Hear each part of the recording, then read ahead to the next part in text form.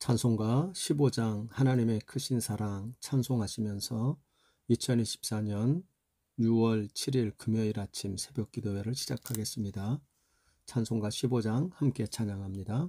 하나님의 크신 사랑 하늘에서 내리사 우리 맘에 항상 계셔 온전하게 하소서. 우리 주는 자비하사 사랑 무한하시니 두려워서 떠는 자를 구원하여 주소서. 걱정 근심 많은 자를 성령 감화하시며 복과 은혜 사랑 받아 평안하게 하소서. 처음과 끝이 되신 주님 항상 인도하셔서 마귀 유혹받는 것을 속히 끊게 하소서. 하신 아버지여 주의 능력 주시고 우리 맘에 임하셔서 떠나가지 마소서. 주께 영광 항상 돌려 천사처럼 섬기며 주의 사랑 영영토록 찬송하게 하소서. 우리들이 거듭나서 흠이 없게 하시고 주의 크신 구원받아 온전하게 하소서.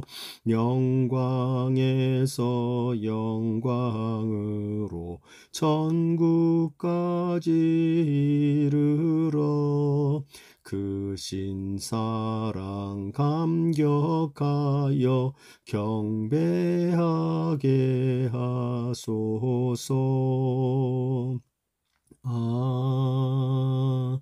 아멘. 아멘.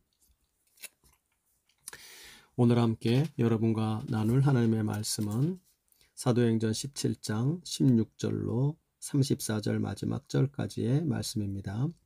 사도행전 17장 16절부터 34절까지의 말씀을 저와 여러분이 한 절씩 나누어서 읽도록 하겠습니다.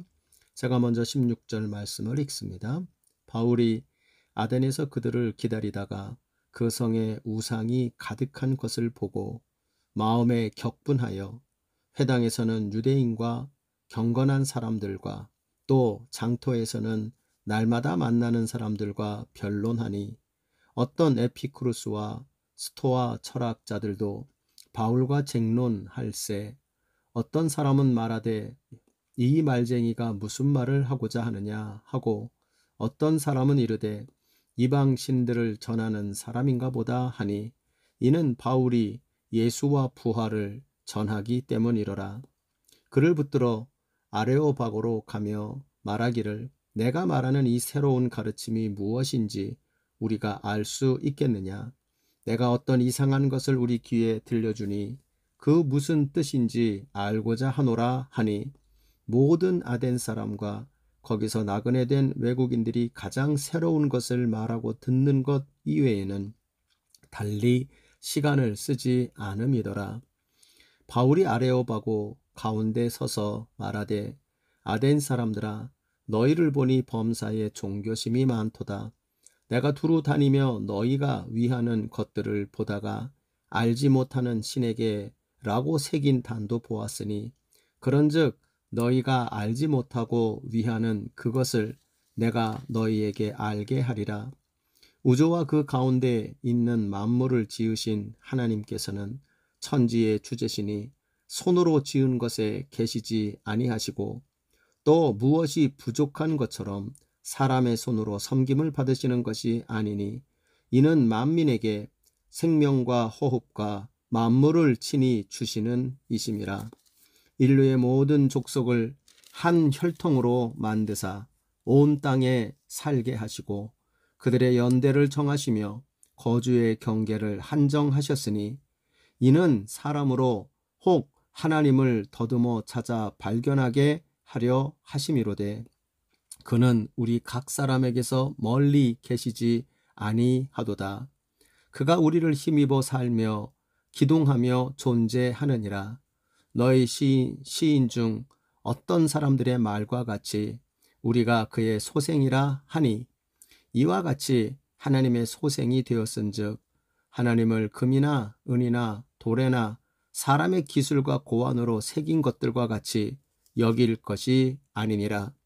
알지 못하던 시대에는 하나님이 간과하셨거니와 이제는 어디든지 사람에게 다 명하사 회개하라 하셨으니 이는 정하신 사람으로 하여금 천하를 공의로 심판한 날을 작정하시고 이에 그를 죽은 자 가운데서 다시 살리신 것으로 모든 사람에게 믿을 만한 증거를 주셨음이라 하니라.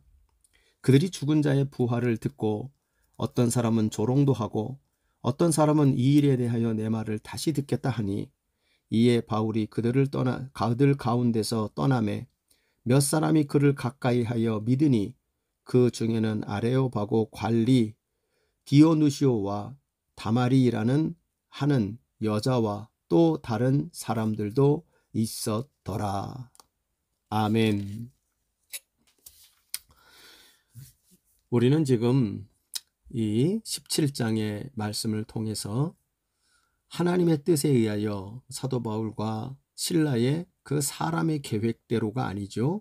그들의 계획을 뛰어넘는 하나님의 계획과 하나님의 능력에 의하여 친히 아시아 지역을 넘어서 헬라 마게도니아 지역으로 하나님의 교회가 복음이 증거되고 그 교회가 흩어지는 교회로 확장되어가는 과정을 우리가 보게 됩니다.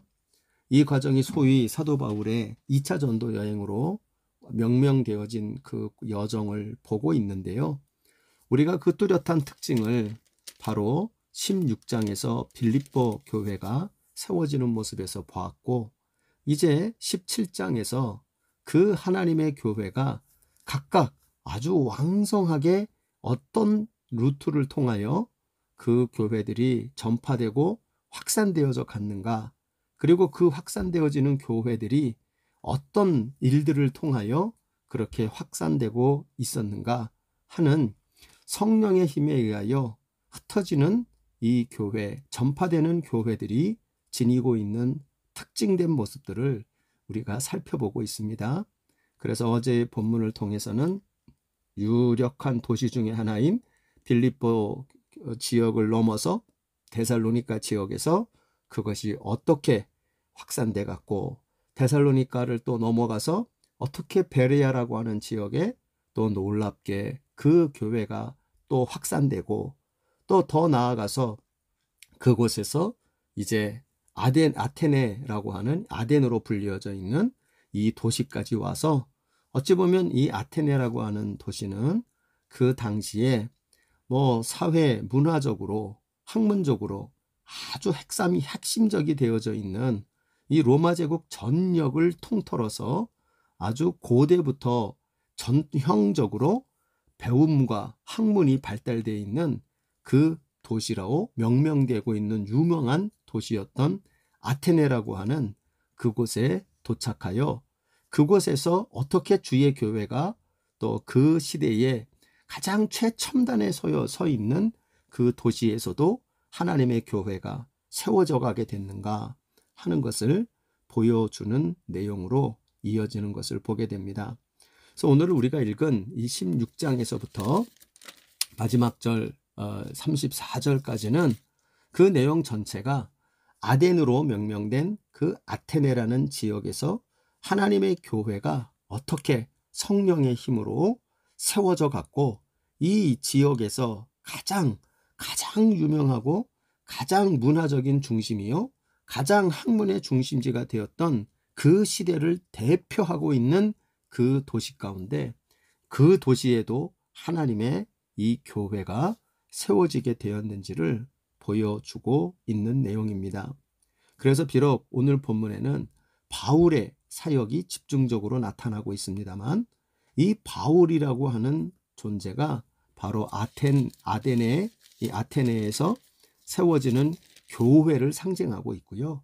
이 세워지는 교회가 어떠한 특징을 가지고 그 교회에 서게 되었는지, 그래서 그 시대적인 중심에 서 있는 이 아테네라고 하는 곳에서 그 시대와 맞서며 어떻게 유력한 교회로 성령의 힘으로 참으로 세워지는 그 교회가 되어졌는지를 우리에게 보여주고 있는 것입니다. 그러므로 이 본문에, 오늘의 본문에서 나오는 바울이라고 하는 존재는 한 인물에 대한 조명이기도 하지만 이것은 그 시대에 흩어지는 교회로서 그 시대적 상황에, 특별히 아테네라고 하는 지역에 세워진 교회의 모습을 상징하는 것으로 볼 수 있고, 이 바울이 가지고 있었던 이 모습은 그 당시에 세워진, 아테네에 세워진 그 교회 공동체의 전형적인 모습이라고 이야기를 할 수가 있을 것 같습니다. 또한 이 아테네라고 하는 지역도 우리가 조금 더 주목해서 봐야겠습니다.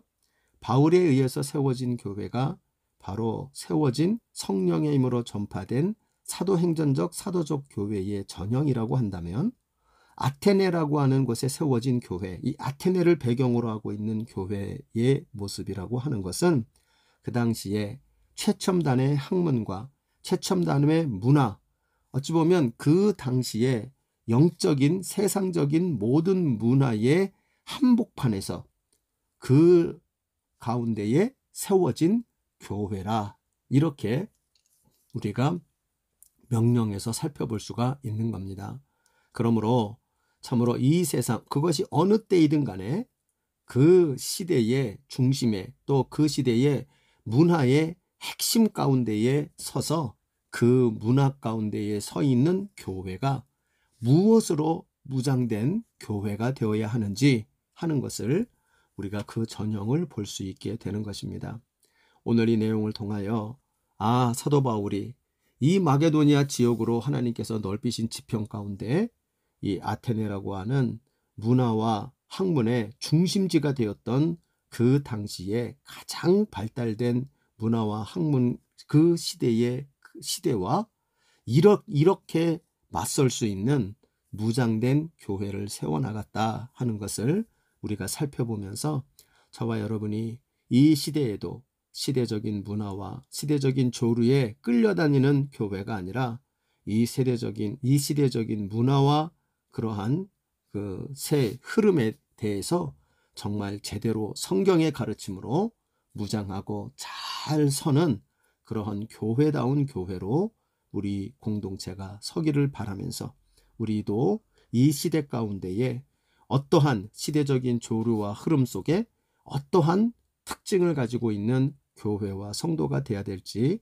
오늘 본문의 말씀을 통하여 교훈받고 또 그렇게 되기를 위해서 기도하는 이 아침이 되기를 소원합니다.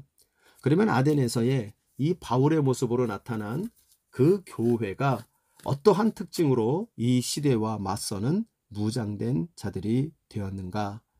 그 시대와 맞서기 위하여 교회와 이 사도적인 이 성도들은 어떤 모습을 무장해야 될지 몇 가지로 교훈을 얻어보도록 하겠습니다. 첫째는 16절의 말씀을 보면 바울이 아덴에서 그들을 기다리다가 그 성에 우상이 가득한 것을 보고 마음에 격분하였다, 이렇게 적혀져 있습니다. 그것은 바로 이 시대에 서 있는 이 세상의 한복판에서, 세상의 문화 한복판에 서 있는 교회가 무장해야 될 그 첫 번째 요소가 이 바울의 16절의 모습에서 발견되는데요. 그것은 바로 이렇게 명령할 수 있을 것 같아요. 거룩한 분노를 지니는 교회와 성도가 되어야 한다. 즉, 이 세상 가운데에 세워지는 교회, 그리고 이 세상 가운데에서 이 세상의 흐름 가운데 사도적인 소명과 사명을 이어가는 성도들에게는 그 첫 번째 우리가 발견되는 요소 중에 하나가 바로 거룩한 분노라, 이렇게 얘기할 수가 있습니다. 그 얘기는 이 바울의 16절의 모습에서 잘 나타나죠. 바로 그 앞에 이 베레아에서도 그가 전도하다가 그 반대하는 자들을 때문에 아덴까지 바울은 오게 되죠. 근데 오는데 얼마나 급했는지 자기만 먼저 빠져나와서 아덴에 도착을 하고요. 나머지 바울과 디모데를 그곳에 두었는데 그들에게도 아덴까지 오게 해달라 하고 그들을 오는 동안 기다리게 되어집니다. 그런데 이제 기다리는 동안에 바울이 그 아데네라고 하는 데를 자기가 방문하게 된 것을 보고 그것을 한번 쭉 관찰하고 살펴보게 되어진 것입니다. 이것은 이 바울에게는 아마도 지성이 높은 바울은 이 아테네라는 도시가 어떤 인간적으로는 굉장히 꿈에 그리던 곳이 아니었을까 싶어요. 왜냐하면 그 당시에 소위 지성인들이 유학을 간다 그러면 이 로마 시대 때 최고의 유학을 가는 도시가 이 아테네였죠. 모든 철학자들이 이곳에 유명한 철학자들이 있었고요. 그들의 학파가 여기에 형성이 되어져 있었죠. 우리가 잘 아는 소크라테스, 또 플라톤, 아리스토텔레스, 이러한 헬라 철학의 가장 중요한 그 학파들이, 그리고 그 가리킴의 그러한 그 모든 그 제자들이 이 아테네에 자리를 매김하고 있었기 때문에 그 당시로서는 학문적으로나 문화적으로 가장 앞서 있는 도시로 보았을 수 있을 것입니다. 그러니까 동경하던 이곳을 왔고요. 그리고 그 도시를 살펴보게 됩니다. 그런데 그것을 살펴보면서 바울이 한 가지를 본 것입니다. 우상이 가득한 것을 보았다. 그러니까 이 우상이 가득했다는 말은 원어적으로 우상으로 뒤덮여 있다는 뜻입니다. 그래서 한마디로 이 아테네라는 곳을 돌아보니 본 것이 뭐냐면 바로 우상의 숲으로 이것을 보게 된 것입니다. 온갖 우상들이 가득 차 있고 뒤에 마지막 22절과 23절을 가보면 그 아테네 사람들에게 말을 시작하면서 너희에게 범사에 종교심이 많다, 우상이 많다는 얘기를 부드럽게 이야기한 거죠. 그러면서 무슨 우상까지 있느냐, 알지 못하는 신에게까지 라고 새긴 것까지 보았다, 이런 얘기를 합니다. 그러니까 이들이 얼마나 많은 우상을 모아놓고 우상을 수집하고 그 우상에 눌려있고 우상을 숭배하고 있는가. 지식인이라 말하지만 사실은 그들의 지식은 우상에 대한 지식이요, 그 우상을 숭배하는 것과 관련된 우상에게 사로잡힌 지식이었다는 것을 보게 됩니다. 바울은 그것을 봤죠. 얼마나 이 시대의 학문과 이 시대의 문화가 우상으로 뒤덮여져 있는 우상의 숲을 이루고 있는가. 그 눈에 보이는 우상, 보이지 않는 우상, 그리고 이 도시에 있는 모든 사람들, 이 시대를 휘어잡고 있는 우상을 발견하게 되고, 그리고는 그 마음에 격분을 하였다라고 나옵니다. 이 격분이라는 단어는 다른 말로 말하면 그 간질병 환자가 간질을 일으켜서 정신을 잃는 것을 말합니다. 그러니까 이 격분이라는 단어는 한마디로 말해서 그 안에서 주체할 수 없는 분노가 차오르게 됐다는 겁니다. 근데 이 단어는 다른 본문에 가면 하나님이 질투하신다라고 할 때 그 질투라는 단어로 번역이 되기도 합니다. 그러므로 이 격분은 인간적인 흥분을 말하는 것이 아니라 이것은 하나님의 마음과 일치가 돼서 하나님이 세상에 뒤덮고 있는 우상을 보며 하나님이 자기 백성들이 우상의 숲에 빠져버린 것을 보며 경노하시는 것 같은 하나님의 질투의 마음이 바로 바울에게 임했다는 겁니다. 그러면서 그 마음 가운데 분노가 일어납니다. 차오르는 분노를 그가 건들 수가 없는 것을 보게 되어집니다. 여러분, 이것이 뭡니까? 바로 이 현대 문화 가운데, 그리고 세상 한복판에 살아가고 있는 던져진 하나님의 백성들의 마음이어야 하는 것이요. 또한 그것은 하나님의 백성들이 모여 있는 교회가 지녀야 되는 세상을 향한 영성입니다. 두 가지를 잊지 말아야 합니다. 우리는 세상에 대해서 무관심한 공동체가 되어서는 안 됩니다. 세상에 어떤 것들이 있는지를 보고 관찰하고 세밀히 살피는 그러한 교회가 되어야 합니다. 그러면서 이 세상에 하나님이 아닌 어떠한 것들이, 하나님이 아닌 어떠한 우상들이 바로 이 세상을 휘어잡고 있는가? 이 세상이 우리의 주변에 또 우리들을 그 하나님이 아닌 어떠한 우상들에 의하여 이 세상을 정말로 짓누르고 있는가 하는 것에 대하여 감각을 가지고 있어야 되고 그것을 발견해야 합니다. 그리고 또 하나는 바로 하나님의 마음으로 분노와 거룩한 이 격분을 가지고 있는 공동체가 되어야 합니다. 여러분, 부끄럽게도 저도 마찬가지입니다만 참으로 이 땅을 살아가다가 정말 인간적인 것, 그리고 예수와 복음과 하나님의 마음과는 무관하게 우리의 인격의 한계 때문에 우리는 때때로 분노를 느낄 때가 많고 세상에 대한 불만, 내 뜻대로 되지 않는 것에 대한 그러한 격분, 차오르는 분노를 갖고 있는 사람 많이 있는데 그 분노의 실체가 하나님에 관련된 것이 아니라 내 뜻대로 되지 않는 것에 대한 불만과 불평에 의한 차오르는 분노를 지니고 있고 그것으로 말미암아 서로 분노로 휩싸여 있는 교회들을 우리는 간혹 발견하게 됩니다.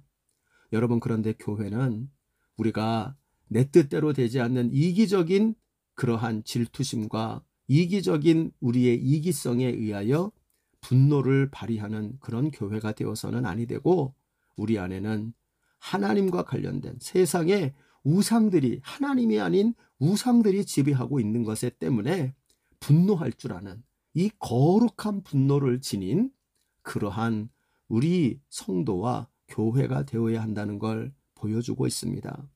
사랑하는 여러분, 부디 바라고 원하기는 우리가 이 땅 가운데 사도행전적 교회로, 흩어지는 교회로 이 세상 가운데에 하나님의 나라를 건설하고 하나님의 나라를 만들어 가기 위하여 영적 전쟁을 우리가 잘 치르는 공동체가 되기를 소원하면서 저와 여러분과 우리 교회 공동체가 이 땅에 있는 모든 교회가 자기들의 이기심에 의한 분노로 가득 찬 것이 아니라 세상이 우상으로 가득 찬 것을 바라보며 하나님의 마음이 우리에게 심겨지고 충만해져 이 거룩한 분노를 소유하는 그러한 우리가 되어지기를 소원합니다.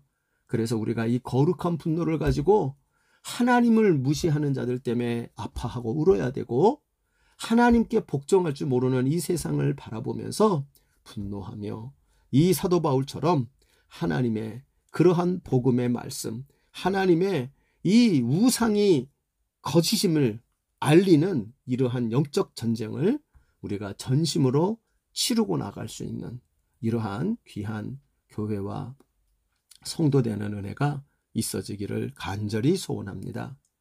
또 오늘 본문의 말씀을 통하여 우리가 이 세상에 존재하는 하나님의 나라, 하나님의 그 흩어지는 그 나라를 건설해가는 교회가 갖춰야 되는 두 번째 요소를 보게 되면 이 사도 바울은 이러한 그 마음에 우상이 가득한 것을 보고 격분함을 가지고 그가 하고 있는 것이 있죠. 17절을 보면 회당에서는 유대인과 경건한 사람들과 또 장터에서는 날마다 만나는 사람들과, 이제 무슨 얘기입니까? 회당은 유대인들이 모여 있고 종교에 관심이 많은 사람들이, 성경에 관심이 많은 사람들이 있죠.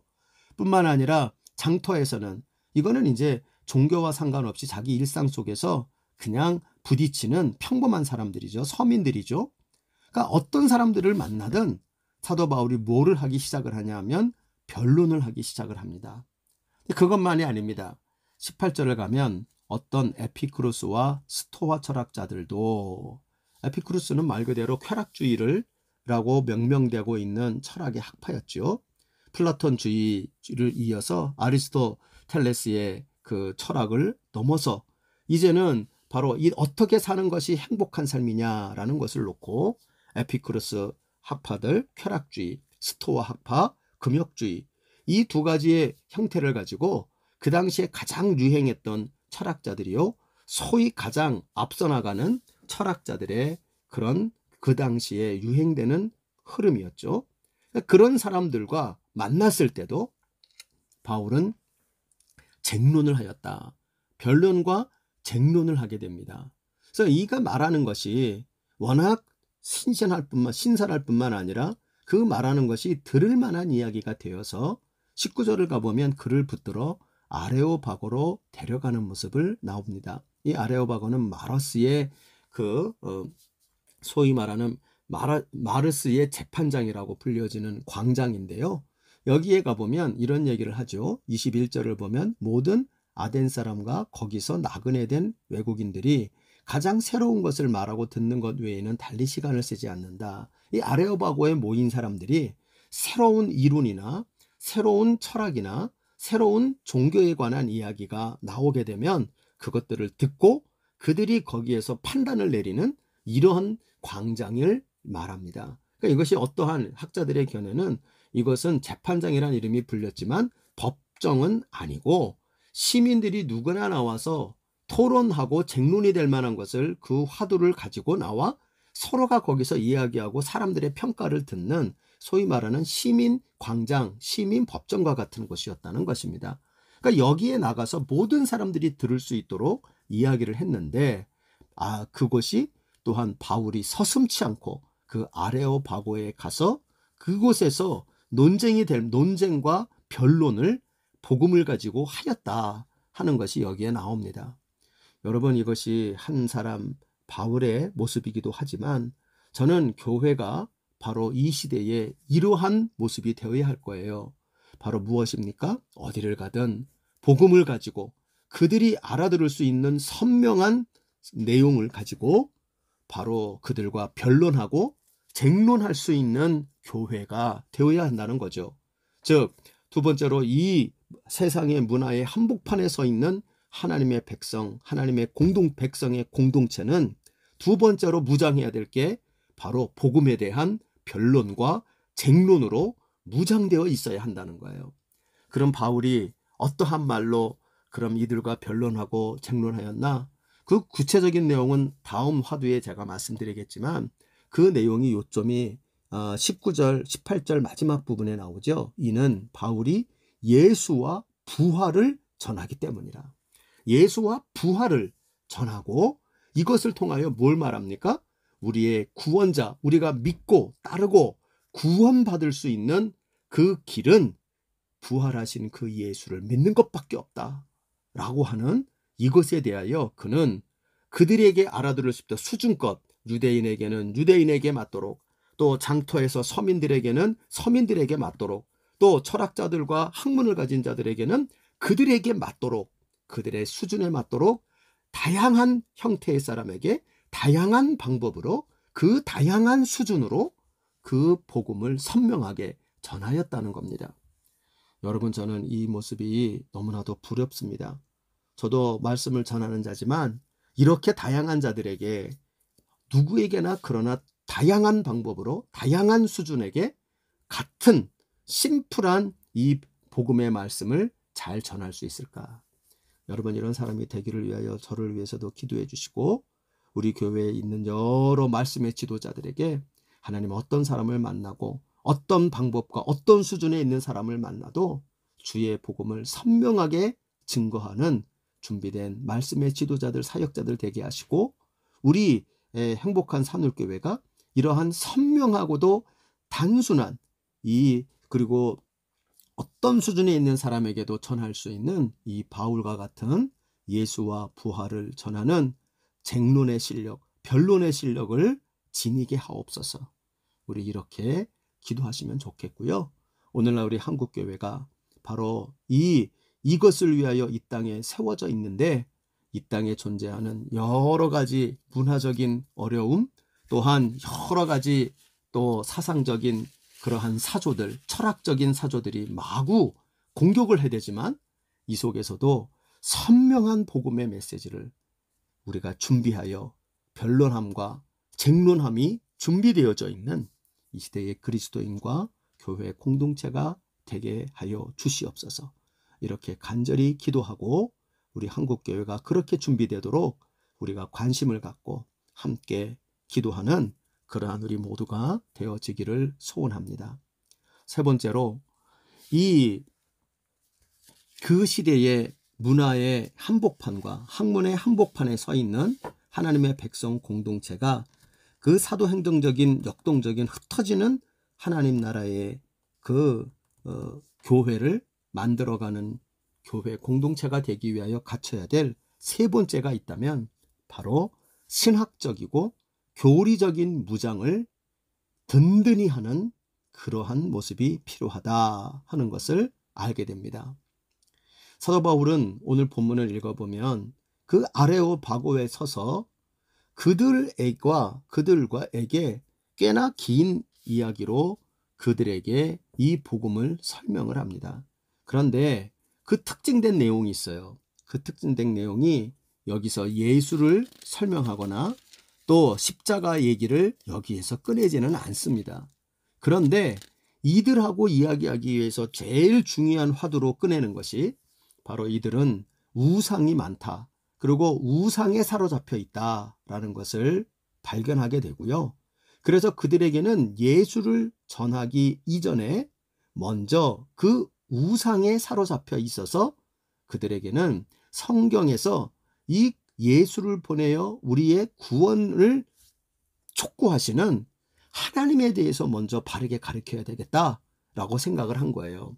소위 말하는 기독론을 가지고 예수를 증거하기보다 이들에게는 기독론 이전에 신론을 가르쳐서 신론을 통하여 복음을 가르쳐야 되겠다라고 생각을 하고 그 신론에 대한 이야기를 이들에게 꽤나 그들이 아파할 수 있도록 이야기를 하고 있습니다.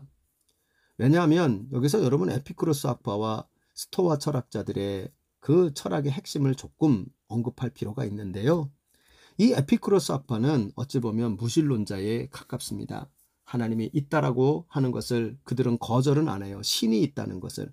그러나 신이 있다 한들 신들은 이 땅을 만들어 놓고 그리고 관심을 두고 있지 않다. 소위 말하는 이신론자에 가깝죠. 그래서 이 세상은 신들에 의해서 만들어졌다 하더라도 더 이상 신들이 이 세상에 관여하지 않고 이 세상은 그저 자기들끼리 살아가다가 그냥 자기들끼리 소멸되는 곳에 해당한다. 그러니까 내세와 이런 것들 별로 중요하게 생각을 안 하고 신에 대한 종교 활동 별로 중요하게 생각 안 합니다. 그러니까 에피쿠로스라고 하는 그 쾌락, 이 쾌락은 다른 말로 행복인데요. 이 땅에서 우리가 어떻게 살아가는 게 행복할 것이냐, 그 행복한 삶에 대한 이야기들로 가득 차고요. 그래서 죽으면 끝이고 이 세상에서 행복하면 그것이 제일 좋은 거야. 그러니까 이들은 오늘 지금 현재가 중요하고 그리고 여기서 앞으로 어떻게 될지 그런 거 이야기하지 말고 죽은 다음에 어떻게 될지 내세 그런 거 이야기하지 말고 사는 날 동안 어떻게 행복할지만 생각하자라고 말한 거죠. 그러니까 이들의 근본적인 세계관은 바로 신에 대해서 거의 무관심한 신에 대한 무신론적인 사고방식을 가지고 있어요. 스토아 철학자들은 조금 달랐다고 합니다. 스토아 철학자들은 금욕주의죠. 그럼 결국 무슨 얘기입니까? 금욕주의자들은 그 생각이 여러 신들에 의하여 이 세상이 만들어졌고 우리 인생의 행복은 지금 우리가 느끼는 대로 우리의 감각대로 사는 것이 아니라 이 감각을 깨트리는 이 감각의 틀을 벗어나는 그러한 우리의 삶을 살아야 돼. 그러니까 이 금욕적인 삶을 통하여 우리가 지금 생긴 대로가 아니라 우리 안에 있는 신성을 발견하여 나 이상의 신적인 존재로 우리 자신들이 더 발전해가는 그것이 중요하다라고 가르쳐요. 그러므로 스토아 철학은 금욕주의적인 성향을 많이 가르칩니다. 이것이 다른 의미로는 신플라톤주의하고라고 철학의 사조에서는 연결이 되어지는 것입니다만 이 사고는 또 무엇과 가깝냐면 거의 범진론적인 사고와 가깝게 되어집니다. 사도 바울은 이 아레오바고라고 하는 곳에 들어가서 논쟁과 새로운 철학을 배우기를 좋아하는 자들에게 그들에게 도전을 하게 됩니다. 22절 23절을 가보면 아덴 사람들아 너희를 보니 범사에 종교심이 많다. 그러며 23절에 내가 두루 다니며 너희를 위하는 것들을 보다가 알지 못하는 신에게라고 새긴 단도 보았다. 그래 그런즉 내가 알지 못하고 위하는 그것을 내가 너희를 알게 하리라. 이 알지 못하는 신이라고 하는 단은 그 아테네에 있었다는 것이죠. 이것은 옛날에 아테네의 어떤 철학자가 그것을 만들어 놓았다고 고고학자들은 이야기를 하고 있습니다. 그거를 바울이 알고 있었고요. 아마 실제로 보기도 한 것 같습니다. 그걸 보고 이 우상에 짓눌려 있는, 심지어는 알지 못하는 우상까지도 그들은 눌려 있는, 스스로 거기에 잠식되어져 있는 이 모습을 보고 사도 바울은 너희들이 갖고 있는 그 신관 자체가 잘못되었음을 먼저 깨트리기 위하여 이 논제를 벌이고 있어요. 그러므로 이들에게 복음을 전하기 위해서 제일 먼저 중요한 건 그들에게 신에 대한 관념 자체를 먼저 깨트려야만, 그래서 거기에서 바로 그리스도를 성경에 의하여 보내신 하나님의 뜻에 의하여 이 땅에 오신 그리스도를 전할 수가 있게 되고, 그 그리스도를 우리의 진정한 구원자로 고백하는 데까지 이르게 될 것을 보고, 이 신학적인 그 고리를 가지고 사도 바울은 성경에 나타나 있는 신론으로, 성경적인 신론으로 이들과 토론하고 변론하고 쟁론하는 것을 봅니다. 여러분, 이런 의미에서는요, 교회는 가져야 될 중요한 실력 중에 하나가 신학입니다. 우리 성도들도 마찬가지입니다. 성도들에게는요, 때때로 기적도 필요하고요, 그 교회가 제대로 복음을 왕성히 증거하기 위하여 어떠한 성공도 필요합니다. 그러나 분명한 것은 이 세상의 도전과 이 우상에 사로잡힌 세상과 우리가 부딪혀 나가기 위해서는 말 그대로 교회가 신학의 실력, 우리 성도들에게는 교리의 실력을 갖추어서 그것 가운데에 쟁론하고 변론하며, 때를 따라서는 신론으로, 때를 따라서는 구원론으로, 때를 따라서는 그리스도론, 기독론으로, 때를 따라서는 또한 교회론과 또 그 더 나아가서 이 교회의 성령론을 가지고 참으로 그에게 맞는 신학적인 또 교리적인 틀을 잘 갖추어서 그곳으로 이 세상에 있는 사조들과 맞설 수 있는 그 실력을 갖춰야 합니다. 오늘 본문에서는 사도 바울이 정말로 성경적인 교리와 신학으로 잘 연단되어지고 훈련되어진 자라는 것을 보여줍니다. 이들에게 가르치죠. 먼저 성경에서 가르치죠. 내가 너희들에게 말하고 싶은 것은 뭔가 신에 대해서 착각하고 있는데 참 신은 바로 창조주 하나님이시다. 24절에 말하죠. 우주와 그 가운데에 있는 만물을 지으신 하나님께서, 그러니까 신이라고 말한다면 우리는 참 신은 창조주이셔야 한다, 이 이야기를 말하죠. 그러므로 천지의 주제신이 손으로 지은 전에 계시지 아니하다. 지금 우상들을 보면 지금 아테네에는 이 우상을 섬기는 모든 신전들이 다 존재하고 있었고, 심지어는 그들이 전체가 모여있는, 신들의 총합체가 모여져 있는 그러한 신전, 파르테논 신전 같은 게 유명하죠. 그런 것들로 그들이 세워진 것을 봤죠. 근데 이걸 보고 그것을 경배하죠. 근데 여러분, 그거 누가 지었어요? 사람의 손으로 지은 거예요. 그런데 창조주 하나님이시라면 사람의 손으로 지은 곳에 있을 리가 없습니다. 참으로 창조주 하나님은 사람의 손에 지은 곳에 있는 것이 아니라 그런 것들에 매이는 분이 아니다, 이것을 가르치고 있는 거죠. 그러니까 너희들이 우상의 신전들을 세워놓고 우리에게 이 신들이 우리를 다스리고 있다, 우리는 이 성들을 섬겨야 된다고 스스로 묶이는데 웃기는 얘기라는 거예요. 너희들이 진짜 알지 못하는 것이 뭐냐? 참신은 창조주시라는 것을 너희들은 착각하고 있다. 너희들이 하고 있는 행동 자체가, 우상의 신전들에게 매여 있는 자체가 하나님이 참신은 창조주 하나님이시라는 걸 놓치고 있다고 가르치고 있어요. 그러면서 이렇게 말하죠. 25절에 또 무엇이 부족한 것처럼 사람의 손으로 섬김을 받으시는 것이 아니니 이는 만민에게 생명과 호흡과 만물을 친히 주시는 분이다. 그러니까 그리고 우상들을 보니까 우상들이 전부 다 뭐에 매여 있어요? 얼마나 많은 사람들이 이 신을 섬기고 있는가, 얼마나 이 사람들이 갖다 바치고 있는가, 이 신에게 갖다 바치는 사람의 수와 물질이 이 신의 실력을 좌우하고 있는 것처럼 착각을 한다는 말이에요. 웃기는 얘기를 하는 거예요. 신이 진짜 존재한다면 그 신은 어떤 존재예요? 누구에게도 섬김을 받지 않아도 스스로 존재하는 자존자이시라는 거예요. 여러분, 이게 성경이 하나님을 지금 가르치고 있는 거죠.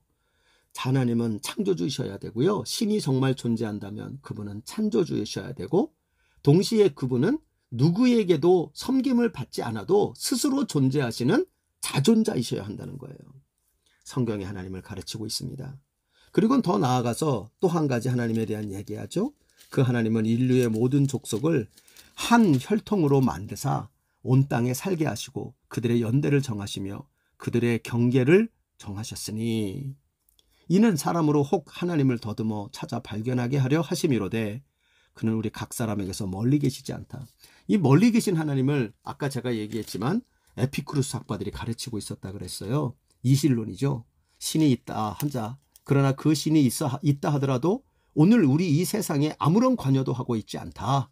그러니까 우리는 우리끼리 잘 살다가 그냥 그걸로 끝나는 거다. 그래, 지금 현재를 잘 살자. 현재를 즐기자. 이 에피쿠르스 학파들의 이 철학에 대하여 아주 대놓고 얘기하는 겁니다. 하나님은 또한 그런 분이 아니다. 성경에 가르치는 하나님은 인류를 지으시고 혈통을 만드시고 그들의 역사를 정하시고 그들을 통제하시고, 그리하여 하나님을 더듬어 찾아 발견할 수 있도록 우리 옆에서 조금만 살펴보면 하나님이 역사하시는구나, 하나님이 다스리는구나, 하나님이 통치하시는구나를 발견할 수 있도록 지금도 이 세상을 통치하시는 섭리하시는 하나님이다. 이 사실을 역설을 합니다. 더 나아가서 사도 바울은 더 나아가서 한 걸음 더 나가요. 그러면 이렇게 말하죠. 우리가 그를 힘입어 살며 기동하며 존재하느니라. 너희 시은 중 어떤 사람들은 말과 같이 우리가 그의 소생이라 하니. 헬라 철학에 유능한 그 시인들이 지어놓은 그 문구를 인용하여서 사도 바울이 이야기를 합니다. 얼마나 사도 바울이 박식한지 모르는데요. 그러면서 이런 얘기를 해요. 이와 같이 우리가 하나님의 소생이 되었은즉, 이 이야기를 통하여 소생이란 말은 자녀라는 말인데요. 이들의 철학 안에도 하나님이, 신이 우리들을 만들었고 그 신의 자손들이 우리 인간이라는 것을 자기들이 이야기를 한 적이 있어요. 그러니까 이건 뭘 말합니까? 신이라고 하는 존재는 성경도 이야기한다. 그 하나님은 인격적인 하나님이요, 우리를 지으실 뿐만 아니라 우리를 사랑하시는 우리의 아버지가 되시는 분이시다. 우리를 사랑하시는 하나님이다. 이것을 성경에서 가르친다고 있다는 거죠. 그리고는 마지막 30절에서 31절을 가보면 알지 못하는 시대에는 하나님이 간과하셨거나 이제는 어디든지 사람에게 다 명하사 회개하라 하셨다. 이제 진짜 전하고 싶은 하나님의 모습을 말합니다. 그것은 바로 회개하라는 거예요. 왜요? 31절에 이는 정하신 사람으로 하여금 천하를 공의로 심판하실 날을 작정하시고 이에 그를 죽은 자 가운데서 다시 살리신 것으로 모든 사람에게 믿을 만한 증거를 주셨습니다. 30절 31절에는 우리를 자녀 삼으신 하나님이 그 하나님의 뜻대로 살지 못하는 자들에게 회개하고 돌아오라고 말씀하셨고, 회개하고 돌아오지 않는 자에게는 심판하실 하나님이신 것을 드러냈다. 그러니까 다시 말하면 구원과 심판의 하나님이 되신다.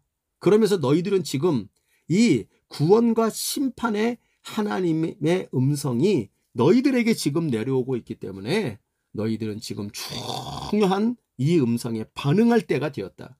그런데 그 정하신 사람, 죽은 자 가운데서 다시 살리신 것으로, 그것을 기준으로 구원과 심판을 하시는 메시지를 주고 계신 하나님이라. 누구를 말합니까? 십자가에 죽으시고 다시 사신 그 예수를 통하여 우리에게 회개하라, 믿으라 말씀하시고 계시는 하나님이시다.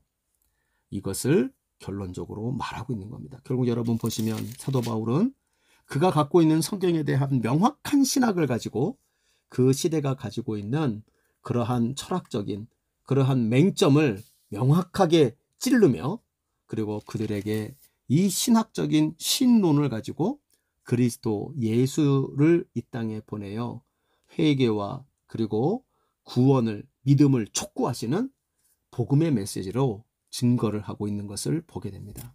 신학적인 준비가 잘 되어 있죠. 그래서 결국 이 얘기 때문에 아레오바고에 있던 사람들은 동요를 합니다. 32절을 보면 죽은 자의 부활을 듣고 어떤 사람은 조롱하기도 하고 어떤 사람은 다시 듣겠다 하기도 하고, 또 뒤에 34절을 가보면 그럴 것 같지 않았던 매우 중요한 사람인 아레오바고의 책임자가 되는 디오누시오라는 사람, 다말이라고 하는 여자, 그리고 또 다른 여러 사람들이 믿게 되었다. 다시 말하면 이런 사람들을 중심으로 사도 바울의 이 선포된 신학적인 메시지를 듣고 거기에서 이 아데네에도 하나님의 교회가 세워지게 되었다는 겁니다.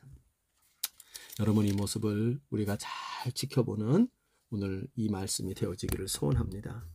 여러분, 오늘 이 말씀을 통하여 우리 모두가 진정 어떤 교회가 되어지고 어떤 교회로 서야 될지를 들었습니다. 오늘 말씀이 좀 길어서 죄송한데요, 오늘 말씀 조금 어렵기 때문입니다. 이 말씀을 여러분 잘 저와 여러분이 이해하고 우리 이 시대에 꼭 필요한 하나님의 이 시대의 정말 시대적 흐름과 문화의 한복판에 서서 정말 전도자 되고 하나님의 말씀을 잘 증거하는 그러한 사도적인 교회, 사도적인 성도들로 우리 모두가 잘 세워지기를 주님의 이름으로 간절히 소원합니다. 주님 가르치신 기도로 마무리합시다. 하늘에 계신 우리 아버지여, 이름이 거룩히 여김을 받으시오며 나라의 임하옵시며 뜻이 하늘에서 이룬 것 같이 땅에서도 이루어지이다. 오늘날 우리에게 일용할 양식을 주옵시고 우리가 우리에게 죄 지은 자를 사하여 준 것 같이 우리의 죄를 사하여 주옵시고 우리를 시험에 들게 하지 마옵시며 다만 악에서 구하시옵소서. 대개 나라와 권세와 영광이 아버지께 영원히 있사옵나이다. 아멘.